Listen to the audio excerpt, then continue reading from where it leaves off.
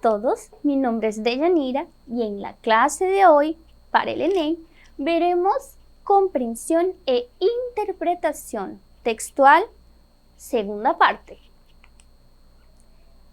Vamos para o português. Então, eu trouxe o texto todo em português e somente as questões que serão analisadas, eu as trouxe em espanhol. Por quê? Porque é imprescindível, é importante que vocês entendam a real importância tanto da compreensão quanto da interpretação textual, certo? Na primeira parte, que foi com o professor Rafael, já ele conceituou o que é compreensão e o que é interpretação e a importância de ambas as coisas dentro do processo de leitura, tá bom? Então, retomando da aula anterior, a compreensão e interpretação textual tem como finalidade expandir e potencializar a capacidade do indivíduo em compreender com maior facilidade aquilo que um gênero textual deseja transmitir, ou seja, as informações. Vamos para o próximo slide. Então, dentro da compreensão e interpretação textual, a leitura se divide em 3 etapas: a pré-leitura, a leitura e a pós-leitura. A pré-leitura é aquela olhada que você dá rápida no texto para identificar algumas informações com as quais você já se identifica.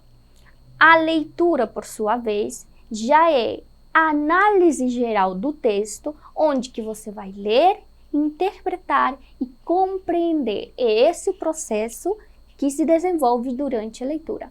E a pós-leitura é a identificação das informações mais importantes e relevantes que o texto traz para resolver a questão inerente, neste caso, a prova do Enem, ok? Durante a leitura. Gente, não existe uma regra específica para interpretar os textos. Cada pessoa tem o seu método.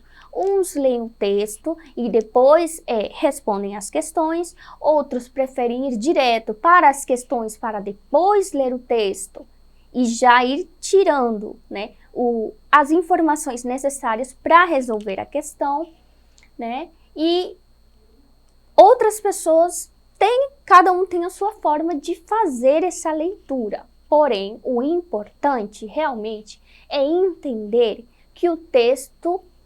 o que o texto quer dizer e escolher a melhor alternativa para as questões. Como eu vou saber escolher a melhor alternativa? Como eu vou saber a que está certa? A partir das informações contidas no texto, tá? O texto também nos traz palavras-chave. Palavras-chave são aquelas palavras que se ressaltam dentro não só da questão, como dentro do texto também, tá? Bem, agora nós temos algumas dicas para vocês, de acordo com a metodologia que cada candidato tem, na hora de fazer as provas. É muito importante que você leia o texto e as questões com calma. Gente, eu sei que o tempo é curto, que vocês têm um tempo determinado para a prova, porém, não adianta se apressar. Tem que estar calmo para que você possa compreender, tá bom? O seu cérebro tem várias funções e se você fica nervoso, elas ficam misturadinhas. Então, se elas ficando misturadas, vai dar aquele bug, aquela travada, tá? Então, voltar ao texto, próxima dica, voltar ao texto quantas vezes for preciso para escolher qual é a melhor alternativa, para tirar as suas dúvidas. Tirem as suas dúvidas dentro do texto, porque é nele que estão as informações para achar a alternativa correta.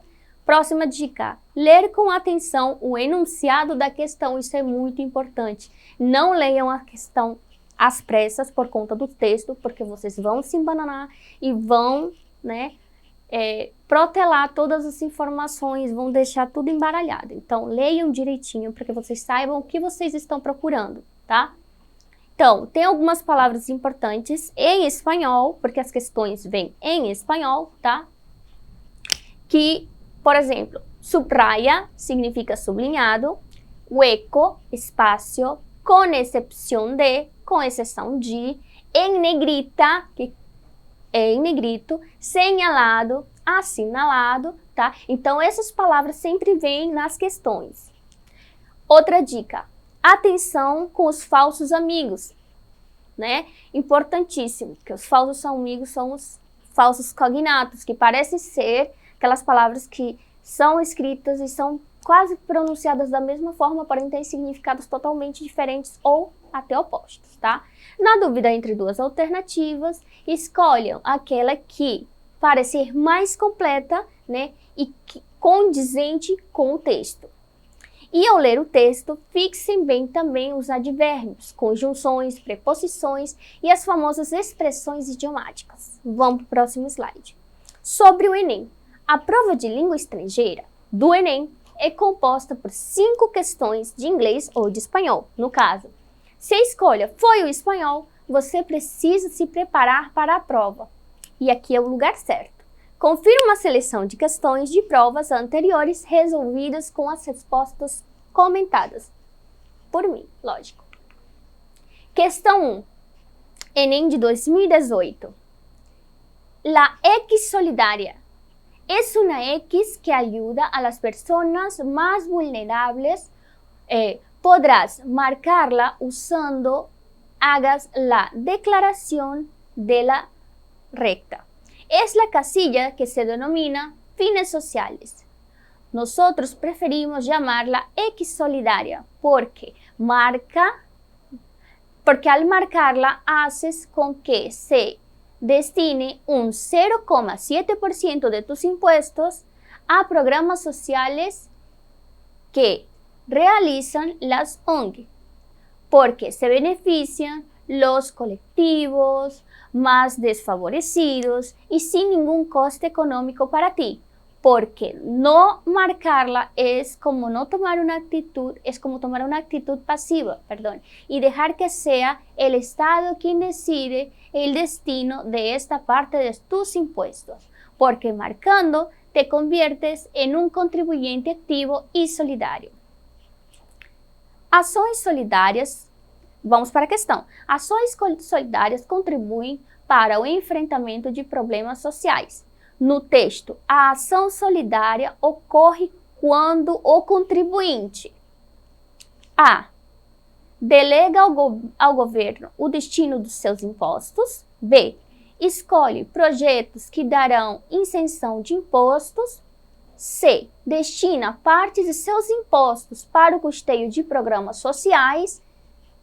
D. Determina a criação de impostos para a implantação de projetos sociais.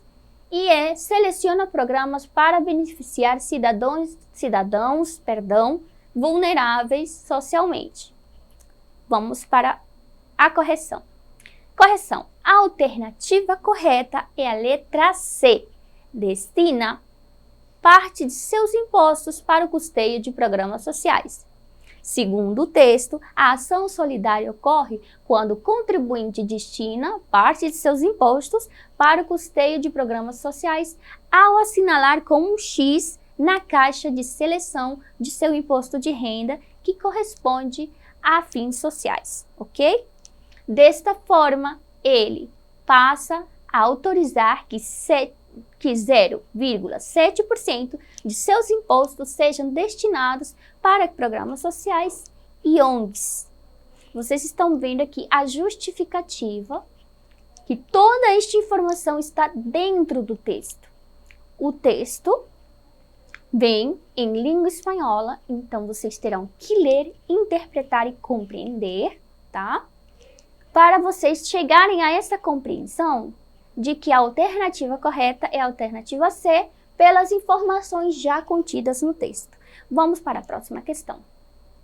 Questão 2. El carpintero. Orlando Goicoechea reconoce las maderas por el olor y de qué árboles vienen, qué edad tienen y oliéndolas sabe si fueron cortadas a tiempo o a destiempo y les adivina los posibles contratiempos. Al cabo de tantos años de trabajo, Orlando se ha dado el lujo de comprarse un video y ve una película tras otra. No sabía que eras tan loco por el cine, dice el vecino. Orlando explica que no, que él ni le viene ni le va, ni le va ni le viene. Pero gracias al video puede detener las películas para estudiar los muebles. Vamos para a questão. O conto de Galiano, em expressão ni le va ni le viene, encerra, no conto de Galiano, a expressão ni le va ni le viene encerra uma opinião a respeito do tema que A. Desconstrói a ideia central do conto sobre a importância das atividades de lazer. B. Contradiz a percepção que o narrador tem da relação à profissão exercida por Orlando. C. Revela o descaso do narrador com relação ao ofício desempenhado por Orlando. D. Reforça a impressão do vizinho de que Orlando gostava de filmes. E evidencia a extrema devoção do carpinteiro pelo seu ofício. Então, vamos para a correção. A alternativa correta é a alternativa E. Por quê? Porque ela evidencia a extrema devoção do carpinteiro ao seu ofício, né? A alternativa correta é a letra E, e isso pode ser verificado ao observar uma frase de Orlando, que ele diz: gracias al video, puede detener sus películas para estudiar los muebles. Então, fica claro que o intuito de comprar o vídeo não foi o foco da diversão, não foi no foco da diversão nem do lazer, né? Mas no interesse de poder assistir os vídeos na internet para aprender a aprimorar o seu trabalho. Ou seja, o simples fato do lazer não é o que interessa a ele. O que realmente interessa a Orlando é poder pausar o vídeo para ele observar os móveis, para ver se ele pode recriar ou fazer novos móveis a partir do que ele está vendo. Então, trata-se de devoção ao seu trabalho, ao seu ofício, ok? Então, gente, considerações finais. A compreensão textual é parte fundamental para a realização de um bom exame. Ter segurança daquilo que se lê e se interpreta é a base que todo aluno concludente necessita. Essas são as palavras do professor Rafael. Faço das palavras dele as minhas, né? Desejo que todos tenham uma boa prova e não se esqueçam de que para esta e outras aulas vocês podem sim estar acessando a plataforma Eduque, ok?